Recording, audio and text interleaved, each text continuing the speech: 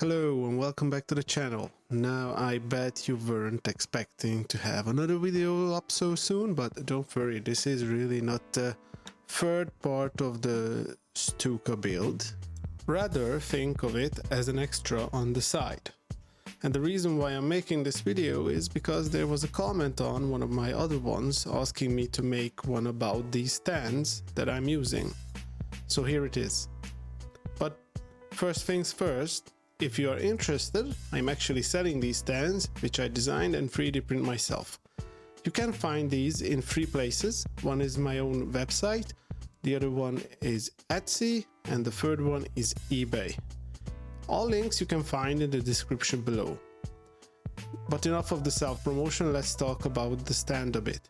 My stands come in different sizes based on width and height, and of course you can mix and match. There are numerous other types, not just this Luftwaffe one.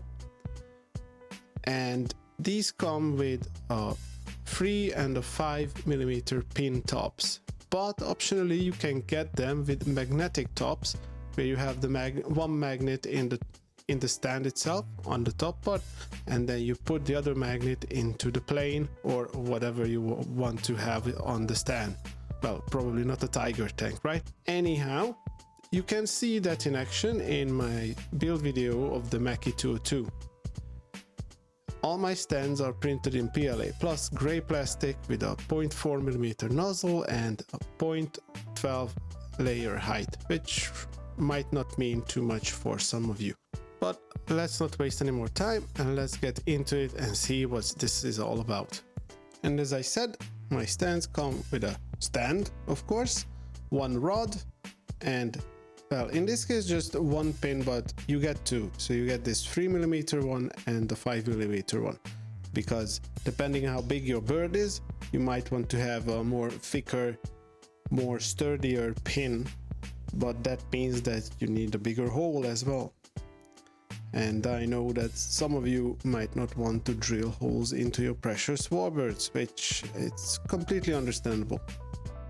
But continuing on with the process you see here, first you have to remove this thin layer around the stand, which is called a brim. And this is really for 3D printing, to make sure that like sharp edges like this one has won't lift up from the print bed during printing. So after you remove it, which is not that hard, it's quite simple, as you saw me, you can go around just to tear off most of it, and then you can use like an X-Acto knife to get rid of the rest. And then you can go and sand all the sides down. Now the thing is that you might see some layer lines, some imperfections on the side, but that's just the way it is with 3D printing. It is built up of layers, and you might have some imperfections, so you can sand them down or fill them and then sand them again, as you would do in this hobby anyway. And after you have the sides, now you can see me sanding the top. Now I am printing this with so-called ironing, so to have a smooth surface finish. But again, because well, how 3D printing works, you are going to have some imperfections as well, some very light layer lines, or well, not layer lines, but as the nozzle goes along the top of the surface, it will leave some lines there as well. And well, my ironing settings do get rid of most of it, but there is still some. So if you want to aim for a really smooth surface, you really want to go to town and just sand this puppy a bit more than usual. And I should mention that although the inside is hollow of the stand, you don't have to worry about potentially wearing down the plastic with a lot of sanding, because the walls are quite thick on the sides and on top and bottom as well. So here you can see me going to town on the top surface with a 280 grit sanding sponge. I really want to make a really nice matte surface with this one. I usually go with satin or gloss, but I felt like for the Stuka, with this big stand, I think with the white and the black, I felt that a matte finish would be more suitable for it. And now that it's done, I'm going to use some IPA, isopropyl alcohol, to clean up the surface from all the plastic dust, which could affect how well the primer and the paint sticks to the plastic, especially because I'm using water-based acrylics.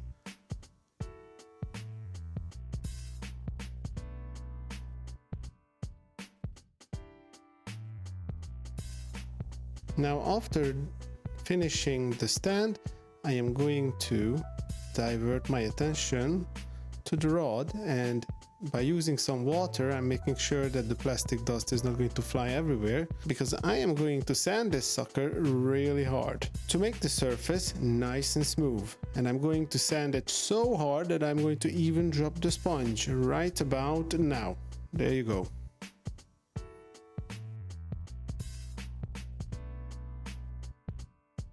And after I finished polishing my rod, I'm using some super glue, aka cyanoacrylate, I'm hoping I spelled it right, to glue that sucker in. Now the thing is, with PLA plastic, regular cement that we use in this hobby don't really work. We need to resort to harder stuff like super glue. And I did use quite a big dollop, as you saw, and that's because as it spilled out on the sides and it hardens, I use it as a filler on the same time. And now I'm sanding off the excess to make the connection between the stand and the rod more flush and more seamless. But you can use putty or anything else as well, of course.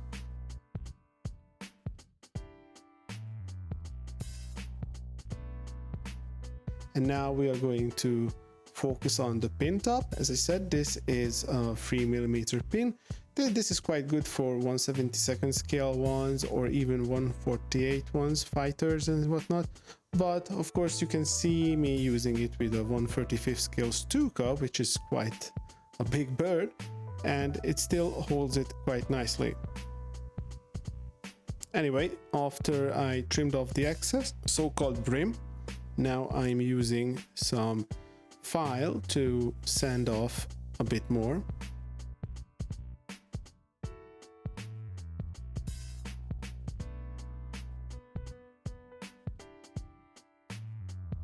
And going in with the X-Acto knife again, cutting off a bit more of the excess that didn't come off with the sanding file. And now that it's done for now, I am going to pop that sucker on top. Now, it can be a bit tricky to pop it on top, but you just need to use more force, Luke, like that. And now it is on top, nice and snug. You can position it between 30 degrees angle, you know, so from completely vertical to 30 degrees angle. That's what I wanted to say. And I'm going to go all 30 because I want the Stuka to go downwards like in a dive. And now we are going to do a test fit and see how it fares, because this is the first time I actually using such a big bird on the 3mm pin, so I was a bit anxious, but as you saw, it was okay. And now we are going to sand the pin side a bit more to make it nice and smooth as well, although this is going to be the part that is going to be the least visible. And now we are going to glue it in place. If it would be a smaller plane, you don't have to glue it in, because it will have enough strength with the friction between the rod head and the pin top that it's going to stay in place for like with a 1/72 scale plane. But here I am super gluing it in place just to make sure that it will stay like that forever and not move around. And we have arrived at the first painting stage. After I primed it with gray primer, I did use white on the sides, as it should be with the Luftwaffe insignia. And I am going to use masking tape, Tamiya masking tape, to mask off the white part, so I can paint the top one, well, the middle cross section, with black. I am trying to position the masking tape as close as to the edge as possible, and I'm going to use my trusty silicone brush or silicone sculpting tool, I still don't know what they are called, to massage it in place and making sure that it sticks down properly so no black paint can seep underneath.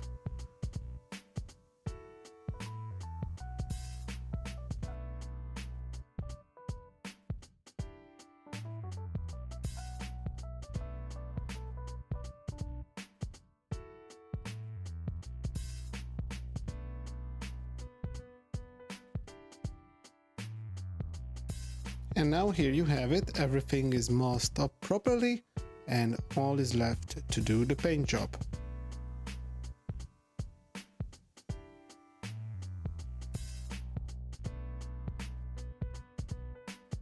Now a bit late, but I do apply some liquid mask on the top because I don't want to have any more paint on the pin, because that part is going to go into the plane and I don't want it to have paint on top that could, you know, go onto the plane surface as well.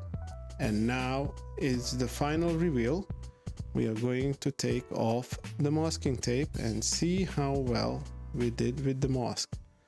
There is a tiny amount of paint seepage on some of the edges, but I'm not going to care that much because we all know how big of a pain it is to fix white.